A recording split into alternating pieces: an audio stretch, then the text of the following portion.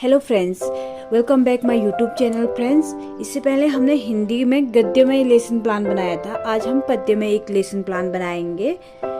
तो पद्य में लेसन प्लान बनाने से पहले फ्रेंड्स आप मेरी वीडियो को लाइक, शेयर एंड सब्सक्राइब जरूर कीजिए, क्योंकि मैं बहुत मेहनत से आपके लिए वीडियोस बनाती हूँ। तो फ्रेंड्स स्टार्ट करते हैं। सबसे पहले हम लेफ्ट साइड डेट मेंशन करेंगे, उसके बाद विषय लिखेंगे जो है हिंदी का लेसन प्लान, उपविषय पद्य और प्रकरण लिखेंगे हम पंछी उन्मुक्त गगन के। उसके आगे कोने में हम कक्षा लिखेंगे जो कक्षा 7 का प्लान है। कालांश यानी कि अवधि, फर्स्ट अवधि लिखेंगे 35 मिनट। कालांश मतलब होता है पीरियड, अवधि मतलब समय, टाइम कितने मिनट का हमारा ये पीरियड रहेगा, वो है 35 मिनट। तो सबसे पहले हेडिंग हमारी आएगी सामान्य उद्देश्य। सामान्य उद्देश्य के अंतर्गत लिखेंगे हम विद्यार्थियों में हिंदी साहित्य के प्रति रुचि उत्पन्न करना और विद्यार्थियों को शुद्ध उच्चारण, शब्दों की शुद्ध वर्तनी का ज्ञान कराना, विद्यार्थियों में मातृभाषा साहित्य की विविध विधाओं एवं उनके कला व भाव पक्षियों का ज्ञान कराना, विद्यार्थियों में सद्वृत्तियों का विकास कर व्यक्तित्व का निर्माण करना। अब अगली हेडिंग हमारी आएगी विशिष्ट उद्देश्य। विशिष्ट उद्देश्य में हम लिखेंगे विद्यार्थी पढ़ाए गए पद्यांश का उचित आवाज, लय, ताल, यति, गति तथा हाव भाव के साथ वाचन कर सकेंगे। नेक्स्ट, विद्यार्थी पढ़ाए गए पद्यांश के कठिन शब्दों का अर्थ बता सकेंगे। एंड लास्ट है विद्यार्थी पढ़ाए गए पद्यांश का भाव स्पष्ट कर सकेंगे। अब लिखेंगे हम अगली हेडिंग पूर्व ज्ञान। पूर्व ज्ञान यानी कि जो हमारा ये प्रकरण है, इससे रिलेटेड बच्चों को कितना नॉलेज है उसे चेक करने के लिए पूर्व ज्ञान लिखा जाता है। तो इसमें हमने लिखा है बच्चे धरती तथा आसमान के बारे में सामान्य जानकारी रखते हैं। उसके बाद अगली हेडिंग हम लिखेंगे, लास्ट हेडिंग जो है शिक्षण सहायक सामग्री। शिक्षण सहायक सामग्री का मतलब होता है फ्रेंड्स, जो भी चीज हम बच्चों को समझाने के लिए क्लासरूम में उपयोग करते हैं। जैसे मैंने यहाँ पे लिखा है हम पंछी उन्मुक्त गगन के पाठ को दर्शाता हुआ एक चार्ट लिखा है। तो इसके अलावा आप कोई रियल ऑब्जेक्ट भी लिख सकते हो या फिर कोई मॉडल भी हो सकता है। उसके अलावा कुछ भी हो सकता है, जो चीज आप बच्चों को समझाने के लिए, एग्जाम्पल देने के लिए आप प्रयोग में लाते हो, उसको हम यहाँ पे मेंशन करते हैं। और उसके बाद अगली हेडिंग आएगी हमारी प्रस्तावना प्रश्न। प्रस्तावना प्रश्न बनाने से पहले एक हम इस तरह से कॉलम बना लेंगे और पहले हेडिंग लिखेंगे छात्राध्यापिका क्रियाएं और फिर उसके बाद लिखेंगे छात्र क्रियाएं। तो पहला प्रश्न हमारा ऐसे है। जो ये प्रश्न होते हैं फ्रेंड्स, इनको हम जेट फॉर्मेशन में बनाते हैं, यानी कि एक प्रश्न दूसरे वो दूसरा प्रश्न हम स्टार्ट करने से पहले क्या करेंगे, जो बच्चों से जो आंसर आया है उसी से रिलेटेड हम दूसरा क्वेश्चन बनाएंगे। कुछ भी क्वेश्चन नहीं पूछेंगे हम बच्चों से, जैसे हमने बनाया है ये हम सब लोग कहाँ रहते हैं। तो बच्चों का आंसर आता है हम सब लोग धरती में रहते हैं। धरती का विलोम क्या होता है? तो धरती का विलोम आसमान होता है। तो आसमान से ही रिलेटेड हम दूसरा प्रश्न बच्चों से करेंगे, आसमान के पर्यायवाची बताइए। तो बच्चों का आंसर आता है आकाश, गगन, नभ आदि आसमान के पर्यायवाची हैं। तो हम गगन से रिलेटेड एक क्वेश्चन और बनाएंगे, कौन से जीव गगन में उड़ते हैं? तो बच्चों का आंसर आएगा पंछी गगन में उड़ते हैं। उसके बाद अगला क्वेश्चन है पंछियों को गगन में उड़ना क्यों पसंद है? तो बच्चे इसका आंसर नहीं बता पा रहे हैं, तो ये हमारा हो जाएगा समस्यात्मक प्रश्न। फ्रेंड्स, जो समस्यात्मक प्रश्न होता है हमने वो चौथे या 5वें में हमने कंप्लीट करना होता है। ज़्यादा क्वेश्चन भी नहीं बनाने होते हैं हमें, और उससे कम भी नहीं बनाने होते हैं। 4 या 5 में समस्यात्मक हमारा हो जाना चाहिए। और लास्ट हेडिंग आएगी हमारा उद्देश्य कथन। विद्यार्थियों, आज हम अपनी पाठ्य पुस्तक वसंत के अंतर्गत शिव मंगल सिंह सुमन जी द्वारा रचित कविता हम पंछी उन्मुक्त गगन के अध्ययन करेंगे। उसके बाद फ्रेंड्स अब हमें जो भी काम करना है दोनों पेजों में एक साथ ही करना होगा। जैसे हमें दोनों पेजों में एक बॉक्स बनाना है इस टाइप से। ये लेसन प्लान की जो डायरी होती है उसमें पहले से बना होता है। ये अभी मैंने रफ में आपके लिए प्लान बनाया है, तो इसको क्या करेंगे हम, अगर आप रफ में बना रहे हो तो ऐसे ही कॉलम बना लेंगे। तो सबसे पहले हेडिंग आएगी हमारी शिक्षण बिंदु। शिक्षण बिंदु में हम लिखेंगे, फिर लिखेंगे, पहले पूरी हेडिंगों को देख लेते हैं। पहले अनुदेशात्मक उद्देश्य विशिष्टीकरण सहित, उसके बाद हम लिखेंगे छात्र अध्यापिका क्रियाएं, उसके बाद छात्र क्रियाएं, फिर विधि पर विधि एवं शिक्षण सहायक सामग्री, और लास्ट में आएगा हमारा मूल्यांकन। अब पहली हेडिंग आएगी आदर्श वाचन, विद्यार्थी श्रवण कौशल का विकास कर सकेंगे। उसके बाद छात्राध्यापिका उचित लय, ताल, यति, गति, हाव भाव से प्रस्तुत पद्यांश का वाचन करेंगी और विद्यार्थी ध्यानपूर्वक सुनेंगे और समझने का प्रयास करेंगे। फिर लिखेंगे हम वाचन विधि, पाठ्य पुस्तक विधि, और अगली हेडिंग आएगी अनुकरण वाचन।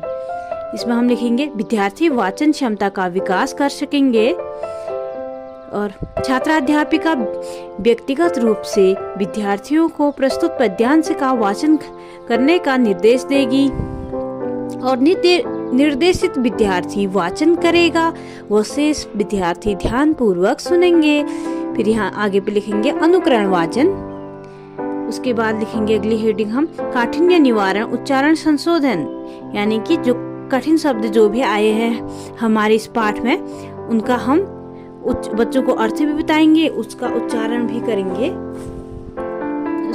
उसके आगे हम लिखेंगे विद्यार्थी कठिन शब्दों का उच्चारण करने में सक्षम होंगे, और आगे लिखेंगे छात्राध्यापिका कठिन शब्दों को श्यामपट्ट पर लिखेंगी और विभिन्न माध्यमों से कठिन शब्दों का उच्चारण करेंगी।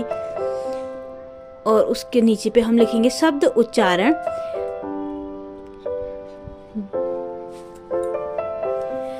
सबसे पहले शब्द हमारा है बंधन, इसको हम लिखेंगे ब न ध न, और जो न होगा उसमें हलंत लगा होगा नीचे से। उसके बाद तरु, त रु, अनुकूल, अनुकूल।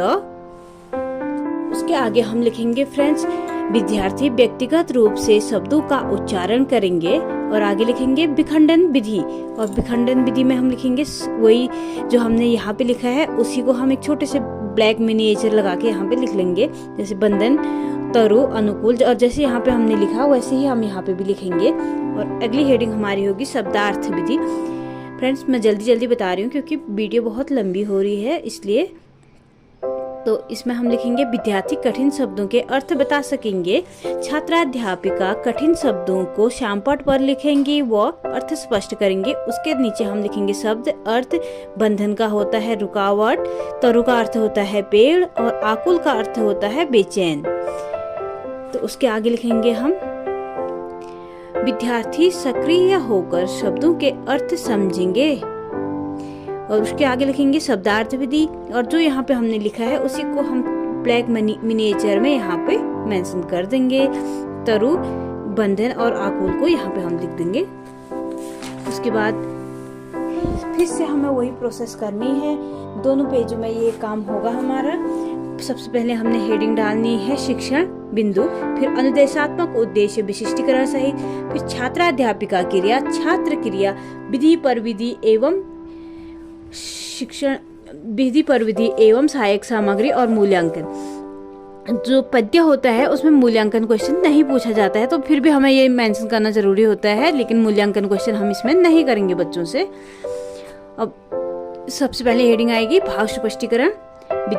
विद्यार्थी पद्यांश का भावानुवाद करने में सक्षम होंगे, छात्राध्यापिका प्रस्तुत पद्यांश का वाचन करेंगी और भाव स्पष्ट करेंगी। उसके आगे लिखेंगे सभी विद्यार्थी ध्यानपूर्वक सुनेंगे तथा पाठ का भाव ग्रहण करेंगे।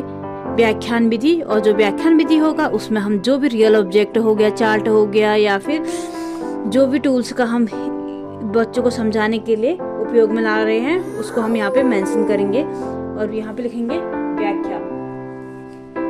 अब इसकी व्याख्या करते हैं हम। कवि कहते हैं कि पक्षियों को अपनी स्वतंत्रता बहुत प्रिय है, पक्षी कहते हैं कि हम खुले आसमान में उड़ने वाले पक्षी हैं।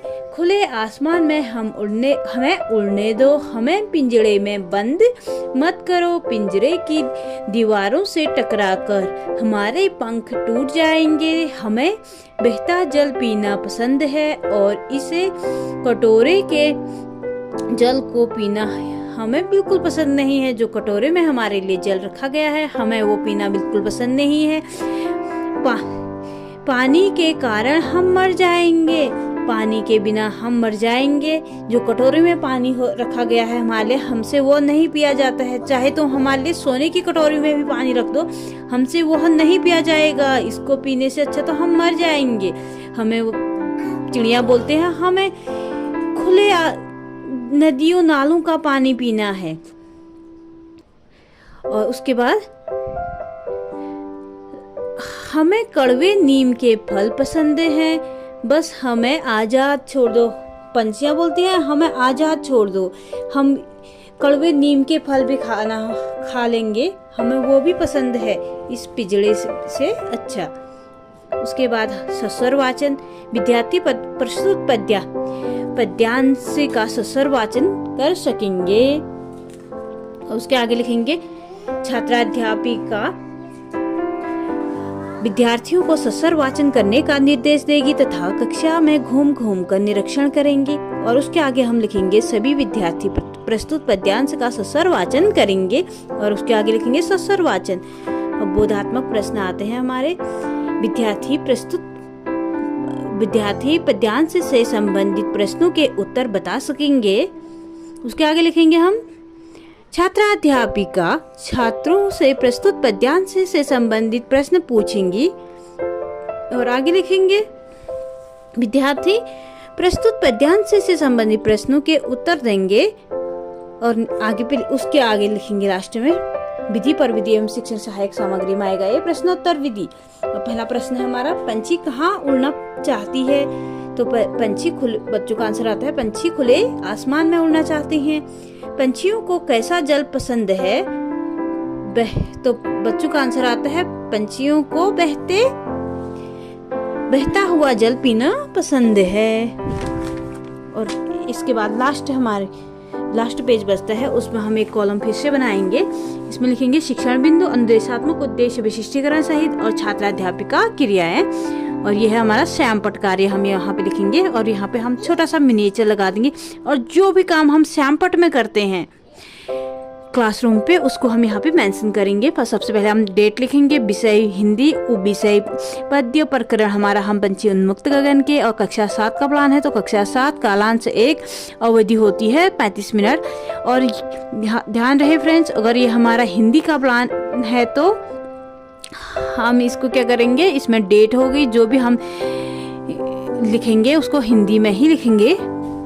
फिर उसके नीचे हम लिखेंगे शब्द, उच्चारण, अर्थ। शब्द होता है बंधन, ब न धन, ध न मतलब नीचे नौ पे हलंत लगेगा। बंधन मतलब होता है रुकावट। तरुण से होता है पेड़। आकुल में से होता है बेचैनी। उसके बाद अगली हेडिंग हमारी आएगी लिखित व निरीक्षण कार्य। इसमें हम लिखेंगे छात्राध्यापिका श्यामपट्ट कार्य को उत्तर पुस्तिका में उतारने का निर्देश देगी और स्वयं घूम घूम कर पूरे कक्षा का निरीक्षण करेंगी। और उसके बाद अगली हेडिंग आएगी सामान्यीकरण अनुपयोग। विद्यार्थियों, आज हमने अपनी पाठ्य पुस्तक बसंत के अंतर्गत हम पंछी उन्मुक्त गगन के पाठ का अध्ययन किया, जिससे हमें यह शिक्षा मिलती है कि हमें पक्षियों को कभी पिंजरे में बंद नहीं करना चाहिए, उन्हें खुले आसमान में उड़ने देना चाहिए। और उसके बाद अगली हेडिंग लिखेंगे पुनरावृत्ति प्रश्न। इसमें आएंगे पंछी कहाँ बंद हैं।